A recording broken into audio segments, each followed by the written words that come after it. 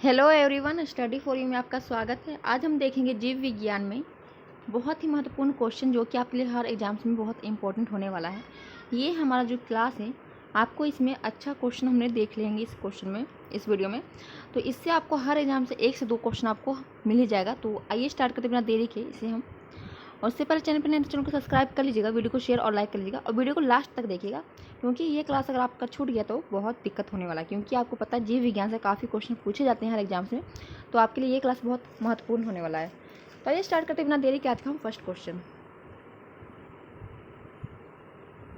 आज हम पढ़ेंगे वनस्पति विज्ञान और उसकी शाखाएँ। तो वनस्पति विज्ञान और उसकी शाखाएँ देख लेंगे, देखते हैं आज कितना तक होता है। कोशिश करेंगे काफ़ी आज ख़त्म कर दे, फिर कोशिका से हम कल स्टार्ट करेंगे। तो आइए स्टार्ट करते हैं आज का फर्स्ट क्वेश्चन। फर्स्ट क्वेश्चन हमारा है, जीव विज्ञान बायोलॉजी शब्द का प्रयोग सर्वप्रथम किसने किया? तो जो जीव विज्ञान है बायोलॉजी, इसका सर्वप्रथम प्रयोग इस शब्द का लामार्क तथा ट्रेविनेरस ने किया था। तो ऑप्शन नंबर हमारा डी हो जाएगा राइट आंसर। सेकेंड क्वेश्चन हमारा है, जीव विज्ञान के जनक फादर ऑफ बायोलॉजी के नाम से कौन जाने जाते हैं? तो फादर ऑफ बायोलॉजी, जीव विज्ञान के जनक के नाम से अरस्तु जाने जाते हैं। ऑप्शन नंबर ए हो जाएगा राइट आंसर। नेक्स्ट क्वेश्चन हमारा है, जंतु विज्ञान जिसे जियोलॉजी के जनक कहलाते हैं। तो जंतु विज्ञान और जीव विज्ञान के जो जनक है दोनों सेम है। तो जंतु विज्ञान के जो जनक कहलाते हैं वो अरस्तु कहलाते हैं। ऑप्शन नंबर सी हो जाएगा राइट आंसर। नेक्स्ट क्वेश्चन हमारा है, वनस्पति शास्त्र का जनक कौन है? तो वनस्पति शास्त्र का जनक थियोफ्रैक्टस है। ऑप्शन नंबर ए हो जाएगा राइट आंसर। नेक्स्ट क्वेश्चन हमारा है, चिकित्सा शास्त्र का जनक किसे कहा जाता है? चिकित्सा शास्त्र के जनक हिप्पोक्रेटस है। ऑप्शन नंबर हमारा सी हो जाएगा राइट आंसर। नेक्स्ट क्वेश्चन हमारा है, बॉटनी शब्द की उत्पत्ति किस भाषा के शब्द से हुई है? तो जो बॉटनी शब्द है इसकी उत्पत्ति ग्रीक भाषा से हुई है। ऑप्शन नंबर हमारा डी हो जाएगा राइट आंसर। हिस्टोरिया प्लैंटनम पुस्तक के लेखक कौन है? तो हिस्टोरिया प्लैंटनम के जो पुस्तक के लेखक हैं ये थियोफ्रैक्टस है। ऑप्शन नंबर बी हो जाएगा राइट आंसर। हिस्टोरिया एनिमेलियम पुस्तक के लेखक कौन है? तो हिस्टोरिया एनिमेलियम के जो लेखक है ये अरस्तु हो जाएंगे। ऑप्शन नंबर हमारा ए हो जाएगा राइट आंसर। नेक्स्ट क्वेश्चन हमारा है, चिकित्सा शास्त्र के विद्यार्थियों को किसकी शपथ दिलाई जाती है? तो हमने यहाँ पे देखिए पीछे देखा है कि चिकित्सा शास्त्र के जनक किसे कहा जाता है। तो चिकित्सा शास्त्र के जनक है हिप्पोक्रेटस को कहा जाता है और इनकी शपथ ही दिलाई जाती है जो चिकित्सा शास्त्र के विद्यार्थी होते हैं। तो यहाँ पे दिया है चिकित्सा शास्त्र के विद्यार्थियों को किसकी शपथ दिलाई जाती है? तो हिप्पोक्रेटस की दिलाई जाती है। ऑप्शन नंबर डी हो जाएगा राइट आंसर। नेक्स्ट क्वेश्चन हमारा है, वह विज्ञान जिसका संबंध जीवधारियों के अध्ययन से होता है वो क्या कहलाती है? तो जीवधारियों के अध्ययन से जो जिसका संबंध है वो हमारा जीव विज्ञान हो जाएगा। ऑप्शन नंबर हमारा डी हो जाएगा राइट आंसर। फाइकोलॉजी में किसका अध्ययन किया जाता है? तो फाइकोलॉजी में शैवाल का अध्ययन होता है। ऑप्शन नंबर हमारा ए हो जाएगा राइट आंसर। नेक्स्ट क्वेश्चन हमारा है, पर्यावरण का अध्ययन जीव विज्ञान के किस शाखा के अंतर्गत आता है? तो पर्यावरण का जो अध्ययन आता है जो जीव विज्ञान की वो पारिस्थितिकी में आता है। ऑप्शन नंबर हमारा सी हो जाएगा राइट आंसर। फूलों के संवर्धन के विज्ञान को क्या कहते हैं? तो फूलों के संवर्धन के विज्ञान को कहा जाता है, आप सभी को पता है, फ्लोरिकल्चर। ऑप्शन नंबर हमारा बी हो जाएगा राइट आंसर। नेक्स्ट क्वेश्चन हमारा है, डेंड्रोलॉजी का संबंध है, जो डेंड्रोलॉजी है इसका संबंध हमारा झाड़ियों के अध्ययन से होता है। ऑप्शन नंबर सी हमारा हो जाएगा राइट आंसर। नेक्स्ट क्वेश्चन हमारा है, पुष्पों का अध्ययन कहलाता है। तो पुष्प का जो अध्ययन होता है इसे हम एंथ्रोलॉजी कहते हैं। ऑप्शन नंबर ए हो जाएगा राइट आंसर। जीवाश्म वनस्पति में अध्ययन किया जाता है। तो जीवाश्म वनस्पति विज्ञान में अध्ययन किया जाता है जीवाश्मों का। ऑप्शन नंबर बी हो जाएगा राइट आंसर। वनस्पति संवर्धन से संबंधित विज्ञान की शाखा को कहते हैं। तो वनस्पति संवर्धन से संबंधित विज्ञान की शाखा को हॉर्टिकल्चर कहते हैं। ऑप्शन नंबर डी हो जाएगा राइट आंसर। जीवों एवं वातावरण की अंतर अभिक्रिया से संबंधित जीव विज्ञान की शाखा कहलाती है। तो जीवों एवं वातावरण की अंदर जो अभिक्रिया होती है उससे संबंधित जीव विज्ञान को हम कहते हैं पारिस्थितिकी विज्ञान। ऑप्शन नंबर बी हो जाएगा राइट आंसर। नेक्स्ट क्वेश्चन हमारा है, वनस्पति विज्ञान की वह शाखा जिसमें शैवालों का अध्ययन किया जाता है। शैवालों को जो अध्ययन किया जाता है ये फाइकोलॉजी में किया जाता है। ऑप्शन नंबर सी हमारा हो जाएगा राइट आंसर। स्पर्मोलॉजी में किसका अध्ययन होता है? तो स्पर्मोलॉजी में हम बीज का अध्ययन करते हैं। ऑप्शन नंबर ए हो जाएगा राइट आंसर।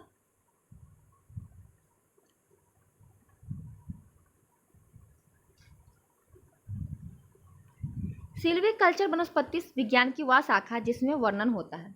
तो सिल्वीकल्चर वनस्पति विज्ञान की वह शाखा जिसमें वर्णन होता है वन के विकास के बारे में। ऑप्शन नंबर हमारा ए हो जाएगा राइट आंसर। सॉरी बी हो जाएगा, यहाँ बी है। नेक्स्ट क्वेश्चन हमारा है एग्रोस्टोलॉजी में अध्ययन होता है। तो एग्रोस्टोलॉजी में अध्ययन होता है घासों का। ऑप्शन नंबर हमारा सी हो जाएगा राइट आंसर। पोडोलॉजी में अध्ययन किया जाता है। तो पोडोलॉजी में अध्ययन किया जाता है भूमि का।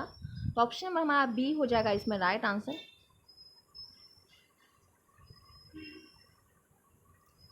आनुवंशिकता एवं विभिन्नता के बारे में निम्नलिखित जानकारी देने वाली वनस्पति विज्ञान की शाखा को कहते हैं। तो आनुवंशिकता एवं विभिन्नता के बारे में जानकारी देने वाली वनस्पति विज्ञान को हम आनुवंशिकी कहते हैं। ऑप्शन नंबर सी हो जाएगा राइट आंसर। पौधों को नाम देने वाला विज्ञान कहलाता है। तो पौधों को जो नाम देता है उस विज्ञान को वनगीकी कहते हैं। ऑप्शन नंबर डी हो जाएगा राइट आंसर। फलों का अध्ययन कहलाता है। जो फलों का अध्ययन होता है उसे हम पोमोलॉजी कहते हैं। ऑप्शन नंबर हमारा डी हो जाएगा राइट आंसर। आप देखा स्पर्मोलॉजी में हम बीज का अध्ययन करते हैं और पोमोलॉजी में हम फलों का अध्ययन करते हैं। नेक्स्ट हमारा परागगण का अध्ययन कहलाता है। जो परागगण है इसके अध्ययन को हम कहते हैं पोमोलॉजी, पेनियोलॉजी, फ्राइकोलॉजी में आपको सभी को पता है शैवाल का हम अध्ययन करते हैं। माइकोलॉजी में हम कवक का अध्ययन करते हैं। पोमोलॉजी में हम भूमि का करते हैं। और इसमें हमारा परागकण हो जाएगा तो टेलियोलॉजी। ऑप्शन नंबर हमारा बी हो जाएगा इसमें राइट आंसर। नेक्स्ट क्वेश्चन हमारा है संसार में पौधे के वितरण का अध्ययन कहलाता है। तो जो संसार में पौधे हैं उसके वितरण का अध्ययन को हम फाइटोजियोग्राफी कहते हैं। ऑप्शन नंबर हमारा ए हो जाएगा राइट आंसर। नेक्स्ट क्वेश्चन हमारा हो जाएगा साग सब्जी उत्पन्न करने वाले पौधे का अध्ययन कहलाता है। तो साग सब्जी उत्पन्न करने वाले जो पौधे होते हैं उसका अध्ययन को हम कहते हैं ओलोरीकल्चर। ऑप्शन नंबर ए हो जाएगा राइट आंसर। सेरीकल्चर में हम रेशम कीट का करते हैं और सिल्वीकल्चर में हमने देखा जो पौधे का विकास होता है उसका अध्ययन करते हैं और पीसीकल्चर में मत्स्य पालन का करते हैं। नेक्स्ट क्वेश्चन हमारा वार्षिक वलय का अध्ययन कहलाता है। वार्षिक जो वलय है उसके अध्ययन को डेंड्रोक्रोनोलॉजी कहते हैं। ऑप्शन नंबर बी हो जाएगा राइट आंसर। सजावटी वृक्ष तथा झाड़ियों के संवर्धन से संबंधित अध्ययन कहलाता है। जो सजावटी वृक्ष और झाड़ियाँ होते हैं उसके जो अध्ययन होते हैं उसे हम एग्रोनोमी कहते हैं। ऑप्शन नंबर हमारा ए हो सॉरी एग्रोनोमी नहीं, एग्रोनोमी तो हमें पीछे देखा था। और एग्रीकल्चर में सब्जी का होता है। आर्बोरिकल्चर होता है। आर्बोरी में सजावटी वृक्ष और झाड़ियों के संवर्धन करते हैं। तो ऑप्शन नंबर सी हो जाएगा राइट आंसर। पौधों की आंतरिक संरक्षा का अध्ययन कहलाता है। जो पौधे होते हैं उसके आंतरिक संरक्षण को हम जो अध्ययन करते हैं उसे शारीरिकी में करते हैं। ऑप्शन नंबर सी हो जाएगा राइट आंसर। पादप विज्ञान की वह शाखा जो कवक शास्त्र में किसके अध्ययन किया जाता है। तो कवक शास्त्र में हम फफूंद का अध्ययन करते हैं। ऑप्शन नंबर ए हो जाएगा राइट आंसर। वृक्ष संवर्धन किसका अध्ययन है। जो वृक्ष संवर्धन है इसका जो अध्ययन होता है वृक्ष एवं वनस्पति की खेती का होता है। ऑप्शन नंबर ए हो जाएगा राइट आंसर। नेक्स्ट क्वेश्चन हमारा हो जाएगा जीव द्रव के पृथक्करण एवं संयोजन से संबंधित वनस्पति विज्ञान की शाखा कहलाती है। तो ये जीव द्रव के पृथक्करण एवं संयोजन संबंधित जो वनस्पति विज्ञान की शाखा होती है उसे हम टिश्यू कल्चर कहते हैं। ऑप्शन नंबर सी हो जाएगा राइट आंसर। डैश काई की तरह के प्राचीन पौधे का अध्ययन है जो नम आर्द्र वातावरण में बढ़ता है। तो नम और आर्द्र वातावरण में जो बढ़ता है वो ब्रायोलॉजी होता है। ऑप्शन नंबर बी हो जाएगा राइट आंसर। नेक्स्ट क्वेश्चन हमारा हो जाएगा कोशिका के वैज्ञानिक अध्ययन को कहा जाता है। तो कोशिका के जो वैज्ञानिक अध्ययन होते हैं उसे हम साइटोलॉजी कहते हैं। इसमें हमारा ऑप्शन नंबर डी हो जाएगा साइटोलॉजी राइट आंसर। इसका आपको यहाँ पे आंसर भी मिल जाएगा पीडीएफ में। अब हम देखेंगे पादप जगत का वर्गीकरण। तो आइए स्टार्ट करते हैं हम पादप जगत के वर्गीकरण के बारे में। तो ये काफ़ी बड़ा है तो इसे हम देख सकते हैं। इसमें काफ़ी क्वेश्चन है, 133 क्वेश्चन आई थिंक है। तो ये स्टार्ट करते हैं हम इसको। फर्स्ट क्वेश्चन निम्नलिखित में से किसे वर्गीकी का पिता कहा जाता है। तो वर्गीकी का जो पिता कहा जाता है वो लिनियस को कहा जाता है। ऑप्शन नंबर हमारा सी हो जाएगा राइट आंसर। द्विनाम पद्धति के प्रतिपादक है, तो द्विनाम पद्धति के जो प्रतिपादक है ये हो जाएंगे लीनियस। ऑप्शन नंबर ए हो जाएगा राइट आंसर।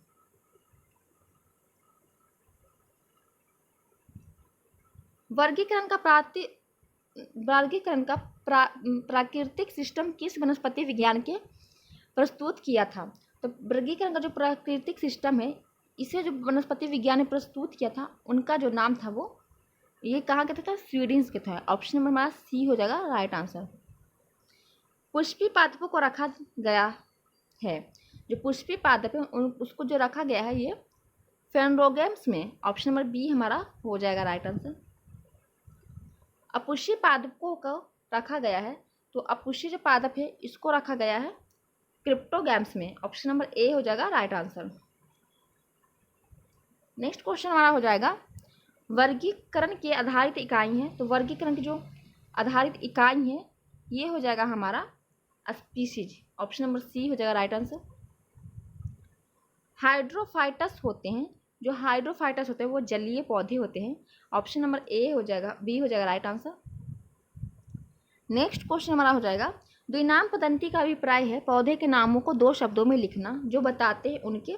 तो द्विनाम पद्धति का मतलब होता है कि पौधे के नाम के दो शब्द लिखना जो क्या चीज़ बताते हैं, तो वो बताते हैं वंश और जाति। ऑप्शन नंबर ए हो जाएगा राइट आंसर। नेक्स्ट क्वेश्चन हमारा हो जाएगा जिन पौधे पर बीज बनते हैं किंतु पुष्प नहीं लगते वो क्या कहलाते हैं? जिन पौधे पे बीज बनते हैं लेकिन पुष्प नहीं लगते उसे हम अनावृत बीजी कहते हैं। ऑप्शन नंबर बी हो जाएगा राइट आंसर। नेक्स्ट क्वेश्चन हमारा हो जाएगा जीवाणु की खोज किसने की थी? तो जीवाणु की जो खोज की थी ये किए थे ल्यूवन हुक ने। ऑप्शन नंबर डी हमारा हो जाएगा राइट आंसर। जीवाणु से संबंधित निम्न कथनों में से कौन सा कथन सही है? तो आइए देखते हैं जीवाणु से संबंधित कथन। सभी जीवाणु स्वपोषी होते हैं, तो ऐसा कुछ नहीं है। सभी जीवाणु विविध पोषी होते हैं, ये भी सभी नहीं है। अधिकांश जीवाणु विविध पोषी होते हैं किंतु कुछ स्वपोषी होते हैं, तो ये हमारा सही हो जाएगा। ऑप्शन नंबर सी हो जाएगा राइट आंसर। नेक्स्ट क्वेश्चन हमारा हो जाएगा जीवाणुओं को पौधों को माना गया है क्योंकि। जीवाणुओं को पौधे माना गया है, ऐसा क्यों? क्योंकि जो इनमें कठोर कोशिका भित्ति होती है इसलिए इन्हें पौधा माना गया। ऑप्शन नंबर बी हमारा हो जाएगा राइट आंसर। नेक्स्ट क्वेश्चन हमारा जीवाणुविक कोशिका में नहीं आता है, तो जीवाणुविक कोशिका में सूत्रकणिका नहीं आता है। ऑप्शन नंबर डी हमारा हो जाएगा राइट आंसर। जीवाणुओं की साधारण आकृति क्या होती है? तो जीवाणुओं की साधारण जो आकृति होती है वो छड़ रूपी होती है। ऑप्शन नंबर ए हो जाएगा राइट आंसर। जो जीवाणु आकार में सबसे छोटे हैं वह क्या कहलाते हैं? तो जो जीवाणु सबसे आकार में छोटे हैं वो कहलाते हैं गोलाणु। ऑप्शन नंबर हमारा ए हो जाएगा राइट आंसर। एक गोल जीवाणु कहलाता है, तो एक गोल जीवाणु जो होता है वह कहलाता है कोकस। ऑप्शन नंबर सी हो जाएगा राइट आंसर। एक सर्पिल जीवाणु को कहते हैं, तो एक सर्पिल जीवाणु को हम स्पाइरिलम कहते हैं। ऑप्शन नंबर डी हो जाएगा राइट आंसर।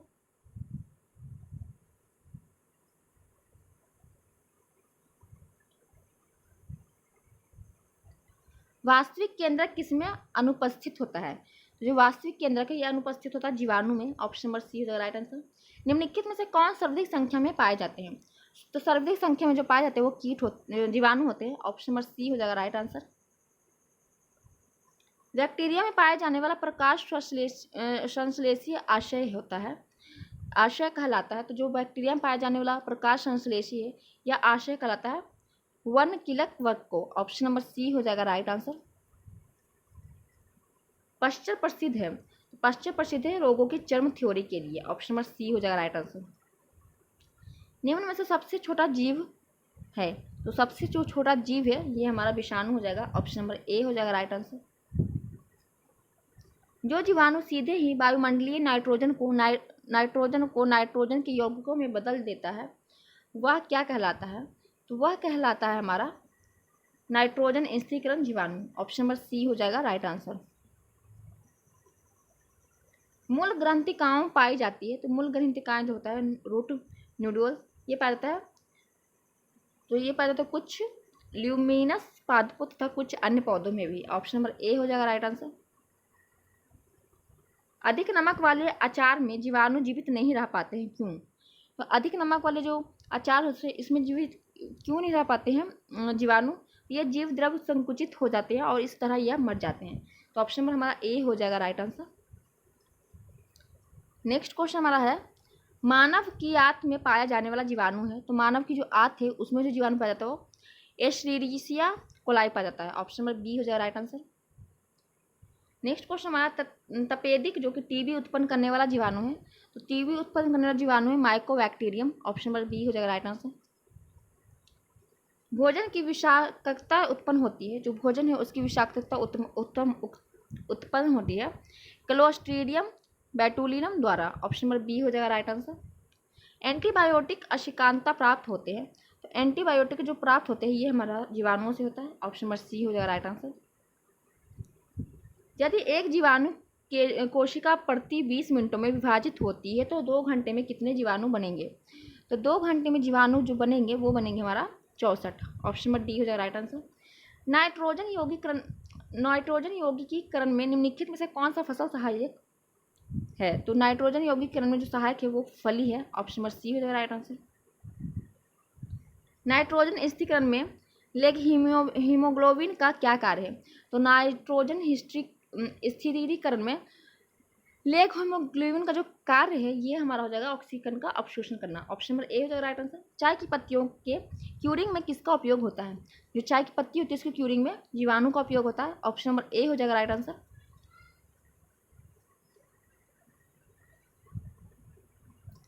मृदा में धान की पैदावार बढ़ाने वाला मुक्तिजीवी जीवाणु कौन सा है, तो ये हमारा हो जाएगा इसमें ऑप्शन नंबर डी एनावीना। नेक्स्ट क्वेश्चन हमारा प्रशीतक खाद परिशिक्षण में मदद करता है, प्रशिक्षण प्रशीतक खाद परिशिक्षण में जो मदद करता है वो जैव रासायनिक अभिक्रिया की दर को कम कर देता है। ऑप्शन नंबर बी हो जाएगा राइट आंसर। नेक्स्ट क्वेश्चन हमारा दही जमाने में निम्नलिखित में से किस सूक्ष्मजीवी का प्रयोग किया जाता है, तो दही जमाने में प्रयोग किया जाता है लैक्टोबैसिलम्स का। ऑप्शन नंबर डी हो जाएगा राइट आंसर। नेक्स्ट क्वेश्चन हमारा है, निम्नलिखित में से किसके द्वारा दूध खट्टा होता है, तो दूध जो खट्टा हमारा हो जाता है वो बैक्टीरिया के द्वारा होता है। ऑप्शन नंबर हमारा बी हो जाएगा राइट आंसर। दूध के दही के रूप में जमने का कारण क्या है, तो लैक्टोबैसिलस है, हमने पीछे भी देखा बैसिलस। नेक्स्ट क्वेश्चन हमारा हो जाएगा, निम्न में से कौन सा सहजीवी नाइट्रोजन यौगिकरण जीवाणु है, तो ये राइजोबियम है। ऑप्शन नंबर ए हो जाएगा राइट आंसर। सर्वप्रथम विषाणु की खोज किसने की थी, सबसे पहले विषाणु की जो खोज की थी वो इनोवोवस्की ने की थी। ऑप्शन नंबर बी हो जाएगा राइट आंसर। विषाणु माने जाते हैं, जो विषाणु है ये माने जाते हैं सजीव और निर्जीव के दोनों एक transitional group. Option number C हमारा हो जाएगा राइट आंसर। निम्नलिखित में से किसमें एंजाइम्स नहीं होते हैं, तो विषाणु में एंजाइम्स नहीं होते हैं। ऑप्शन नंबर हमारा बी हो जाएगा राइट आंसर। नेक्स्ट क्वेश्चन हमारा हो जाएगा, टीएमवी शब्द संबंधित है, तो टीएमवी जो संबंधित है वो विषाणुओं से हैं। ऑप्शन नंबर हमारा सी हो जाएगा राइट आंसर। हाइड्रोफोबिया रोग उत्पन्न होता है, तो हाइड्रोफोबिया जो रोग उत्पन्न होता है वो विषाणु से होता है। ऑप्शन नंबर सी हो जाएगा राइट आंसर। और ये किससे फैलता है, तो कुत्ते के काटने से। कुत्ते के काटने से विषाणु के द्वारा घात रोग उत्पन्न होता है, वह क्या करता है, तो हाइड्रोफोबिया कहलाता है। ऑप्शन नंबर बी हो जाएगा राइट आंसर। चेचक के टीके का विकास किसने किया था, तो एडवर्ड जेनर ने चेचक के टीके का विकास किया था। एडवर्ड जेनर ने खोज की थी, तो हमने पीछे जस्ट देखा है, तो एडवर्ड जेनर ने जो खोज की थी वो चेचक का टीका का। विषाणु वृद्धि करता है, तो विषाणु जो वृद्धि करता है वो जीवित कोशिका में वृद्धि करता है। ऑप्शन नंबर बी हो जाएगा राइट आंसर। विषाणु निर्जीव माने जाते हैं क्यों, तो विषाणु जो है निर्जीव माना जाता है, ऐसा क्यों, क्योंकि यह क्रिस्टलाइज हो सकते हैं। ऑप्शन नंबर हमारा बी हो जाएगा राइट आंसर। एंजाइम अनुपस्थित होते हैं, तो हमने पीछे भी देखा विषाणु में अनुपस्थित होते हैं। एड्स का कारण है, तो एड्स का क्या कारण है, तो एड्स का कारण है T4 लिम्फोसाइट की कमी। ऑप्शन नंबर ए हो जाएगा राइट आंसर। HIV द्वारा होने वाला रोग कौन सा, तो HIV द्वारा एड्स रोग होता है। ऑप्शन नंबर हमारा डी हो जाएगा राइट आंसर।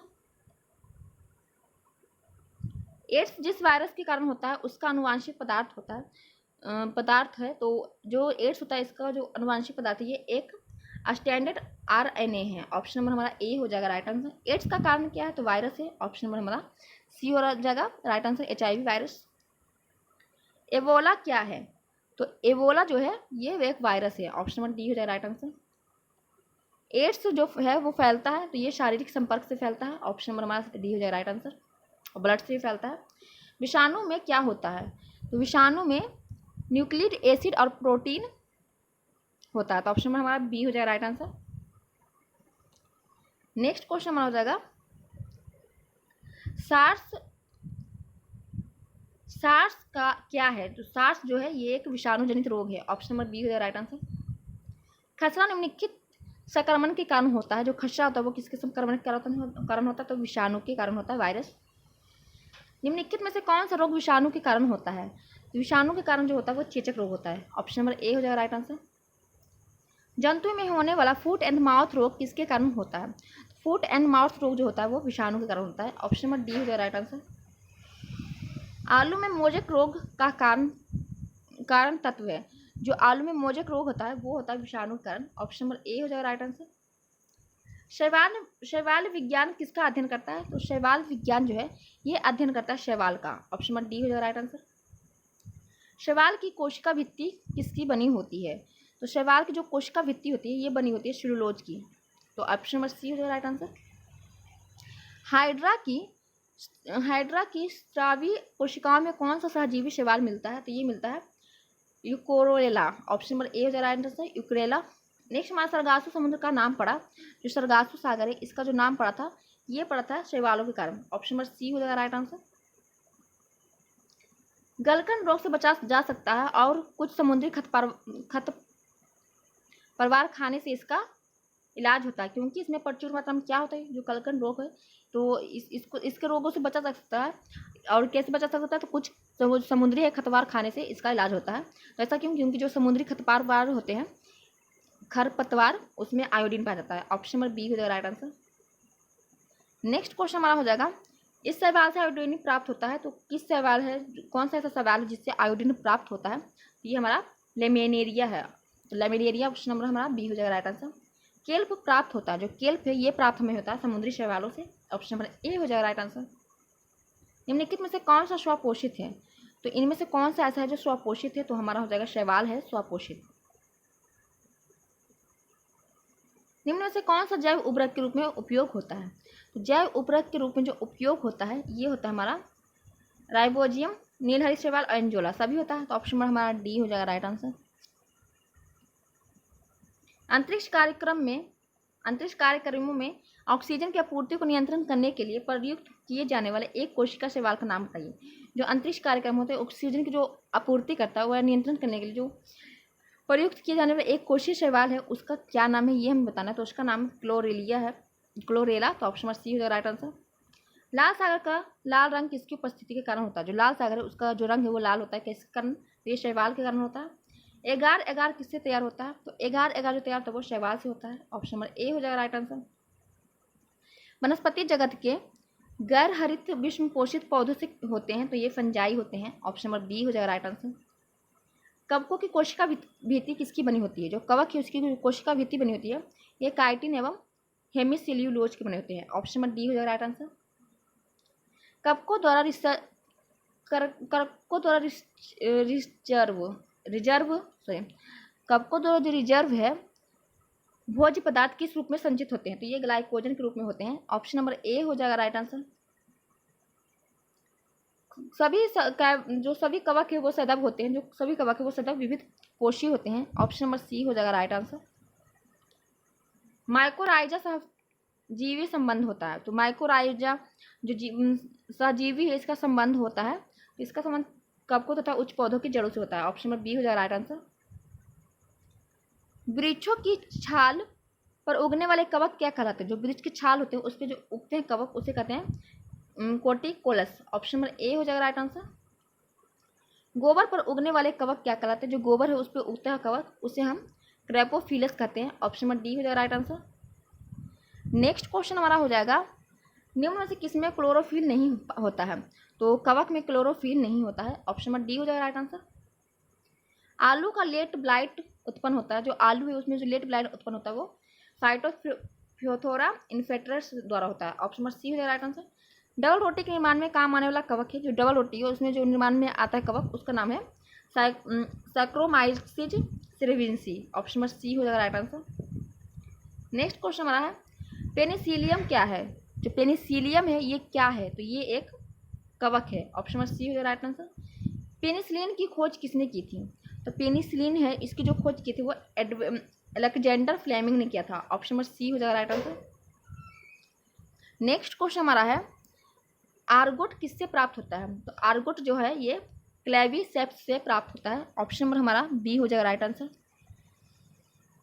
अधिकोगी के स्तर पर पेनिसिलिन प्राप्त किसके द्वारा किया जाता है?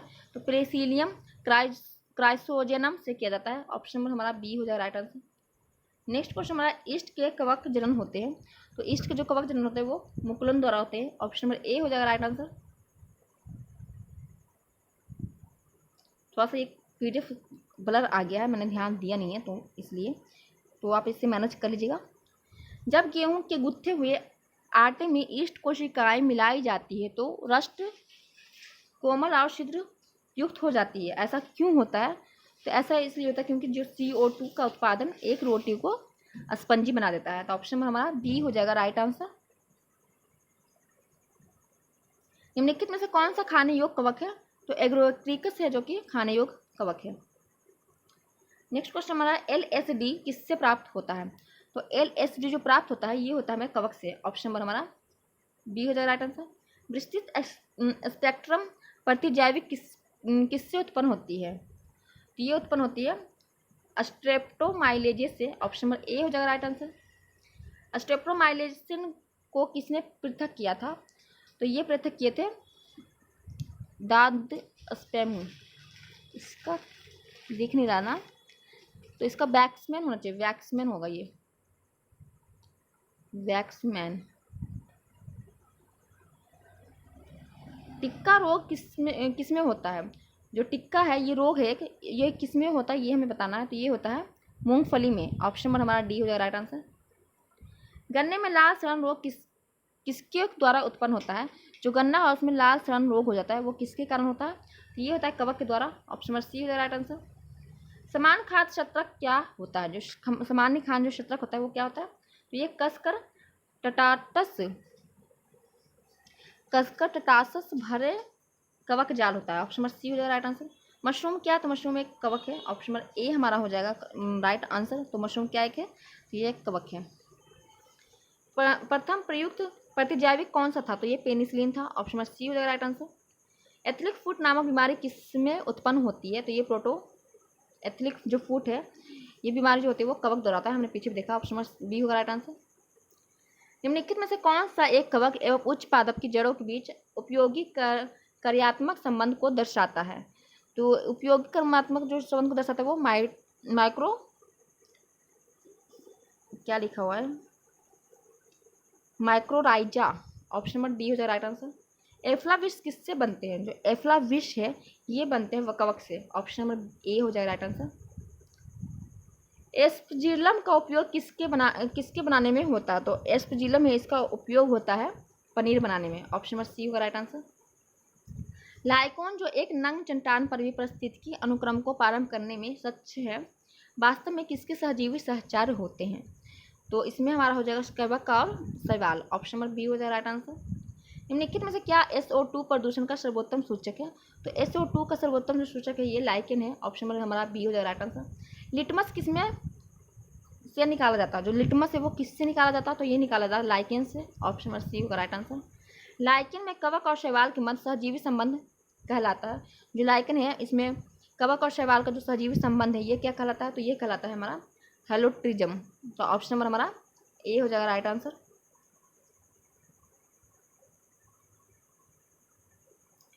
पेड़ों की छालों पर उगने वाला लाइकन को क्या कहा जाता है? जो पेड़ है उसके छालों पर लाइकन उगता है उसे हम कहते हैं क्रेटिकोलस। ऑप्शन नंबर ए हो जाएगा राइट आंसर। चट्टानी स्तर पर लाइकन विकास को क्या कहा जाता है? चट्टानी स्तर पर जो लाइकन होता है उसको हम कहते हैं सेक्सिकोलस। ऑप्शन नंबर बी होगा राइट आंसर। जापान में लोग किस लाइकन को सब्जी के रूप में खाते हैं? तो जापान में एक लाइकन को रूप में लोग सब्जी के रूप में खाते हैं, तो ये है हमारा एंडोकार्पन। ऑप्शन नंबर सी होगा राइट आंसर। मिर्गी की औषधि किस लाइकेन से प्राप्त होती है? तो मिर्गी जो होता है उसकी जो औषधि है ये प्राप्त किस लाइकेन से होता है? तो ये होता है परमेलिया से। वनस्पति जगत में निम्नलिखित में से किसको जल स्तर चर कहते हैं? जल स्तर चर कहते हैं हम ब्रायोफाइटा को। नेक्स्ट क्वेश्चन हमारा हो जाएगा, जड़ के स्थान पर मूलाभास पाया जाता है। तो जड़ के स्थान पर मूलाभास ब्रायोफाइटस में पाया जाता है। ऑप्शन नंबर सी हमारा हो जाएगा राइट आंसर। नेक्स्ट क्वेश्चन हमारा हो जाएगा ब्रायोफाइटस में सम्मिलित है, तो इसमें लीवर, ब्लड एवं मांस है। ऑप्शन नंबर बी होगा, सी होगा राइट आंसर। बीजों की प्रकृति किसमें उत्पन्न होती है, तो बीजों की जो प्रकृति उत्पन्न होती है वो ट्रेविडोफाइट्रस में होती है। ऑप्शन नंबर डी होगा राइट आंसर। नेक्स्ट क्वेश्चन हमारा है जलीय फर्न जिसे जैव उर्वरक के रूप में प्रयुक्त किया जाता है वह है, तो वो एंजोला है। ऑप्शन नंबर बी हमारा हो जाएगा राइट आंसर। पुनर्जीवन का गुण होने के कारण निम्न में से किसे मेजों पर सजावट के लिए रखते हैं, तो पूर्ण जीवन के रूप गुण है उनमें और इनको फिर भी मेजों पर सजावट के रूप रखा जाता है, तो ये हमारा जिनेला है। ऑप्शन नंबर सी होगा राइट आंसर। नेक्स्ट क्वेश्चन हमारे निम्नलिखित में से किसके बीजाणु दवा के रूप में प्रयोग किए जाते हैं, तो दवा के रूप में जो बीजाणु प्रयोग किए जाते हैं वो हमारा हो जाएगा लाइकोपोडियम। निम्नलिखित में से किस जैव उर्वरक के रूप में प्रयोग किया जाता है, तो जैव उर्वरक के रूप में हम प्रयोग करते हैं एंजोला को। सबसे अधिक क्रोमोजोम किसमें पाए जाते हैं, तो सबसे अधिक क्रोमोजोम जो पाए जाते हैं वो ट्रेंडोफ्राइटस में पाए जाते हैं। ऑप्शन नंबर हमारा बी होगा राइट आंसर।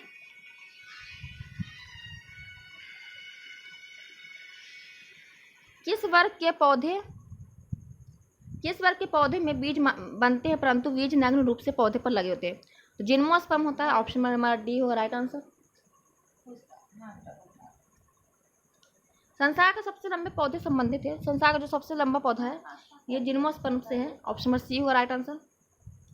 जिम्नोस्पर्म का मेवा किसे माना जाता है, जिम्नोस्पर्म का जो मेवा माना जाता है ये चिलकोजा को माना जाता है।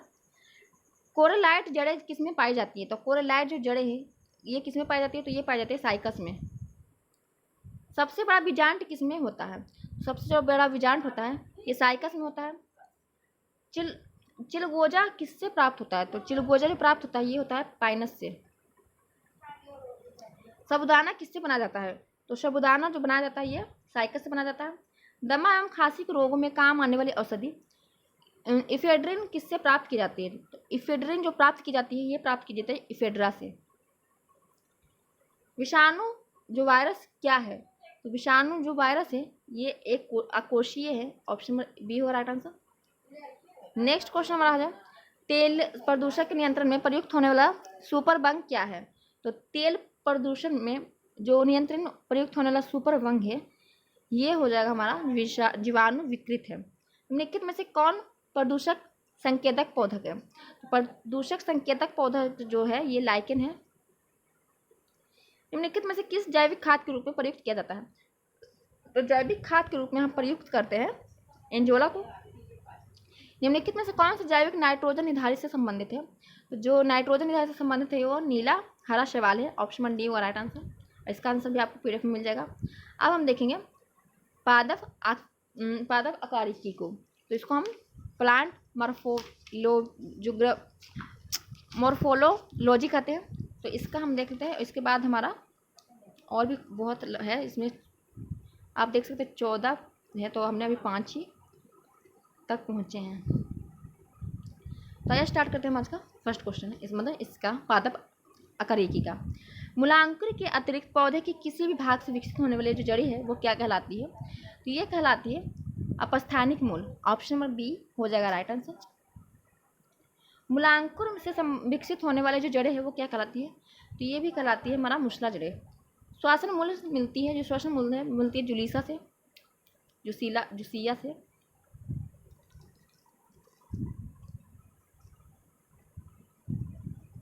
डहेलिया की जड़ें होती है, जो डहेलिया की जड़ें होती है वो कंदिल तथा पुलकित होती है। ऊपरी रोही मूल मिलती है, उपरोही जो मूल मिलती है ये मिलती है ऑर्किडीज में। न्यूमेंटा फोर्स जो श्वसन मूल प्राय मिलती है, तो ये मिलती है हमें मैग्रोव पादपों में न्यूमेंटा फोर्स। आर्किडियस में विलोमन जड़ें होती है, तो आर्किडियस जो विलोमन जड़ें होती है वो नमी अवशोषित करने के लिए होती है। निम्नलिखित में से कौन सा एक जड़ नहीं है, तो इनमें से जो है एक जड़ कौन सा नहीं है, तो आलू जो एक जड़ नहीं तना है, और गाजर, शकरकंद, मूली ये सब जड़ें हैं। अवस्थम मूल पाई जाती है, तो अवस्थम मूल जो पाई जाती है वो गन्ने में पाई जाती है। अस्थम मूल होती है, तो अस्थम मूल जो होती है वो अपस्थानिक जड़ें होती हैं। जड़ें विकसित होती हैं, तो जो जड़ें विकसित होती है वो मूलांकुर से होती हैं। गाजर एक क्या है, तो गाजर क्या है, तो गाजर एक जड़ है। निम्नलिखित में से कौन सा पादप का मुख्य अवशोषण अंग है? तो पादप का मुख्य अवशोषण अंग केवल जड़ है। बरगद के पेड़ के तने से लटकने वाली मोटी जो जड़ें क्या कहलाती है? जो बरगद के पेड़ अगर देखेंगे तो उसमें मोटी जड़ें लटकती हुई रहती है, तो उसे हम स्तंभ मूल कहते हैं। निम्न जोड़ों में से कौन सा गलत है? तो इनमें से एक जोड़ा गलत है, तो कौन सा है? तो शक्वाकार जड़ जो कि प्याज है, तो ये हमारा जड़ नहीं है, इसमें हमारा ऑप्शन नंबर हमारा ए हो जाएगा गलत। त्रुक रूपी जड़ मूली है, कुंभीर जड़ है हमारा शलगम, और श्वासन मूल है बैगरू पौधे में। श्वासन मूल पाई जाती है, तो जो श्वासन मूल है ये पाई जाती है हमारा राइजोफोरेमा में। पान की लता में बनने वाली जड़ कौन सी होती है? तो पान की लता में बनने वाली जड़ होती है वो अड़ोही जड़ होती है। आलू का खाने योग्य भाग होता है, जो आलू खाते हैं उसका जो खाने वाला योग होता है वो तना होता है। पर्णकाय स्तंभ एक रूपांतरण है, तो प्रकाश स्तंभ जो एक रूपांतरण ये तना का है। नागफनी में प्रकाश संश्लेषी कार्य होता है, जो नागफनी है उसमें प्रकाश संश्लेषी जो कार्य होता है वो पर्णकाय स्तंभ द्वारा होता है। निम्नलिखित में से कौन सा एक तना है? तो आलू क्या है? एक तना है, और गाजर क्या है? और शकरकंद मूली ये सभी जड़ है। पत्ता गोभी खाद्य पदार्थ का संग्रह क्या कहलाता है? जो पत्ता गोभी है उससे जो खाद्य पदार्थ का संग्रह होता है वो पत्तियां होती है। आलू भूमिगत रूपांतरित तना होता है, जिसे क्या कहते हैं? तो जो आलू क्या एक तना है भूमिगत, और जो इसे क्या कहते हैं? तो इसे कंद कहते हैं। निम्नलिखित में से क्या तने का रूपांतरण नहीं है? तो तने का रूपांतरण क्या नहीं है? तो शकरकंद का जो कंद है ये नहीं है। निम्न में से कौन सा तना है? तो इसमें से आपको बताना कि कौन सा तना है। तो अदरक है जो तना, शलगम, गाजर, शकरकंद ये सब जड़ है। इनमें से कौन प्रकंद का उदाहरण है? तो प्रकंद का उदाहरण अदरक है। निम्नलिखित में से कौन सा रूपांतरित तना है? तो आलू क्या है? एक तना है। निम्न में से किसकी पत्ती में प्राणदल प्राय न्यूनीकृत होती है? तो न्यूनीकरण जो प्रायदल होती है ये होती है हमारा शुष्कोद्भिद में। नेक्स्ट क्वेश्चन हमारा हो जाएगा, कैक्टस में शूर किसका रूपांतरण है? तो पत्ते का है। पुष्पों का अध्ययन क्या कहलाता है? तो जो पुष्पों का अध्ययन है उसे हम एंथ्रोलॉजी कहते हैं। वे पौधे जिसमें कभी पुष्प नहीं बनते वो क्या कहलाते हैं? तो वे पौधे जिसमें कभी पुष्प नहीं बनते उसे हम क्रिप्टोगेम्स कहते हैं। तो हमने पीछे भी इसे अब देखा है। पूर्ण पुष्प में पाया जाता है, जो पूर्ण पुष्प होता है उसमें क्या पाया जाता है? तो उसमें सभी चारों वृक्क चक्र पाए जाते हैं।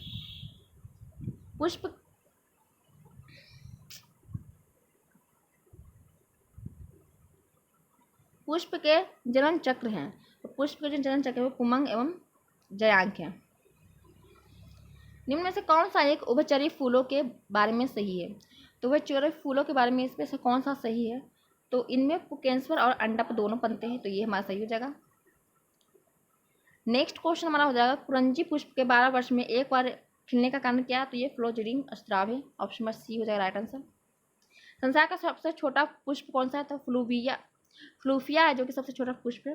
फूलगोभी के पौधे का उपयोग भाग कौन सा है? जो फूलगोभी उसमें जो पौधे का उपयोगी भाग होता है वो कौन सा होता है ये हमें बताना है। तो ये होता है हमारा ताजा पुष्प समूह। निम्नलिखित में से कौन सा विश्व का सबसे बड़ा पुष्प है? तो ये सभी को पता होगा, रेफ्लेशिया है जो कि विश्व का सबसे बड़ा पुष्प है। जीवन चक्र की दृष्टि से पौधे का सबसे महत्वपूर्ण अंग कौन सा होता है? तो जीवन चक्र की दृष्टि से पौधे का सबसे महत्वपूर्ण अंग पुष्प होता है। पराग कोश में वर्तिकांग एवं पराग का हस्तांतरण क्या कहलाता है? तो ये कहलाता है परागकण।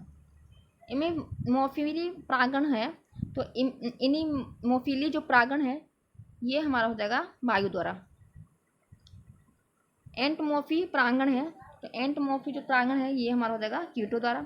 चमगादड़ द्वारा परागण कहलाता है, चमगादड़ उसका जो परागण करता है वो चिरेप्टोफिली कहता है। जूफिली परागण होता है, जो जूफिली परागण होता है ये होता है हमारा जंतुओं द्वारा। पक्षियों द्वारा परागण की प्रक्रिया को क्या कहा जाता है? जो पक्षी है उसके द्वारा जो परागण होती है उसको हम कहते हैं एनिथोफिली। नेक्स्ट क्वेश्चन हमारा है, जल द्वारा परागण कहलाता है हाइड्रोफिली कहलाएगा। जो परागण बंद पुष्पों में होता है वो क्या कहलाता है? जो परागण जो बंद पुष्पों में होता है वो कहता है कलेस्टोगैमी। नर परागण लाभदायक होता है क्योंकि इसके कारण होता है, जो नर परागण है वो एक लाभदायक होता है क्योंकि इसके कारण अच्छी संतान होती है, ऑप्शन नंबर सी होगा राइट आंसर। नेक्स्ट क्वेश्चन हमारा हो जाएगा, वर्तिकारिक सदैव खुरदरा एवं चिपचिपा होता है। जो वर्तिकान है वो सदैव क्या होता है, खुरदरा और चिपचिपा होता है। तो ये होता है कीट परागित पुष्पों में। घोघे द्वारा परागण कहलाता है। जो घोघे है इसके द्वारा जो परागण होता है वो क्या कहलाता है, तो वो कहलाता है मेलेकोफिली। सुगंधित पुष्पों में परागण किसके द्वारा होती है? जो सुगंधित पुष्प है उसका जो परागण होता है वो होता है कीट द्वारा। परागण है, जो परागण है क्या है, ये हमारा अपूर्ण विकसित नर युग्मोदित फिर है। मादा किस भाग में निषेचन होता है? तो ये होता है हमारा अंडाशय में निषेचन क्रिया है। तो निषेचन जो क्रिया है वो एक नर युग्म का अंडाणु से संयोजन है। निषेचन के पश्चात बीजों के बीजावरण विकसित होते हैं। तो ये अध्यावरणों से होते हैं। ऑप्शन नंबर ए हो जाएगा राइट आंसर। द्विनिषेचन मुख्य लक्षण है। तो द्विनिषेचन का जो मुख्य लक्षण है वो आवृत्ति बीजों का है। आवृत्ति बीजों का अनिषेचक जनन होता है। तो अनिषेक जो जनन होता है वो हो जाएगा हमारा बिना निषेचन के अंडाणु का परिवर्धन। निषेचन के बिना जो फल के विकास को क्या कहा जाता है? निषेचन के बिना जो फल के विकास होते हैं हम पैंथ्रोनोक्रॉफी कहते हैं। निम्नलिखित में से कौन सा फल अनिषेचक फलनीय है? तो अनिषेचक जो फल है वो केला है। गुद्देदार थैलमस किसमें खाने योग्य होता है? जो गुद्देदार थैलमस होता है ये खाने योग्य होता है सेब। इसमें कौन सा सत्य फल का उदाहरण है? तो इसमें असत्य फल बोले फॉल्स फल तो नाशपाती सेब कटहल हो जाएगा। ये क्वेश्चन बीपीएससी में पूछा हुआ। और सत्य फल हो जाएगा आम। एक सत्य फल परिवर्तित होता है। तो एक जो सत्य फल है ये परिवर्तित होता है अंडाशय से। आभासी फल का उदाहरण है, जो आभासी फल है इसका उदाहरण सेब है। हमारे पीछे देखा। नारियल तथा आम के जो फल होते हैं, तो नारियल तथा आम के जो फल होते हैं वो रूप होते हैं। पके हुए आम का खाने योग्य अकार्य भाग होता है। तो पके हुए खाने योग्य आम का जो भाग होता है वो मध्य फल भीति होता है। नारियल का खाने योग्य जो भाग होता है, तो जो नारियल का हम खाने वाला वो भाग होता है उसे हम भ्रूणपोष कहते हैं। भ्रूणपोष हम खाते हैं। लीची फल का खाने वाला भाग कौन सा होता है? जो लीची फल खाते हैं उसका खाने वाला भाग एरिल है। सेब और नाशपाती में खाने वाला भाग होता है। जो सेब और नाशपाती उसका खाने वाला भाग है मार्शल पुष्पासन। फलों का वह प्रकार जिसमें लीची को रखा जा सकता है, तो लीची को रखा जा सकता है नट में। निम्नलिखित में से कौन सा एक लक्षण पादप के तने के रूपांतरण का एक संकेत है? तो आलू में आग का पाया जाना। ऑप्शन नंबर बी होगा राइट आंसर। अनानास किस प्रकार का फल है? तो अनानास जो है ये एक साइकोनस है। निम्न में से कौन सा युग्म सुमेलित है? तो इनमें से हमारा जो सुमेलित हो जाएगा केला बेरी। निम्नलिखित में से कौन सा कारक बीजों में परिक्रमण द्वारा पादपों में प्रवर्धन में योगदान नहीं करता है? तो इसमें हमारा कवक हो जाएगा ऑप्शन नंबर सी। नाशपाती का कौन सा भाग खाया जाता है? तो नाशपाती का गुद्देदार पुष्पासन खाया जाता है। किस भाग में बीज होता है लेकिन फल नहीं होता है? तो बीज होता है लेकिन फल नहीं होता, साइकस में। बीज विकसित होता है, तो बीज विकसित होता है हमारा बीजांडों में। भ्रूण किस में मिलता है? तो भ्रूण मिलता है बीज में। आर्किन में बीज होते हैं, तो आर्किन में जो बीज होते हैं वो हल्के तथा शुष्क होते हैं। सामान्यतः अंकुरण के लिए किसकी आवश्यकता नहीं होती है? तो अंकुरण के लिए प्रकाश की आवश्यकता नहीं होती, जल हवा ताप की होती है। सजीव प्रजक अंकुरण किसमें पाया जाता है? तो सजीव अंकुरण जो पाया जाता है वो राइजोफोरा में। अधोभूमिक अंकुरण पाया जाता है, तो अधोभूमि अंकुरण पाया जाता है मक्का में।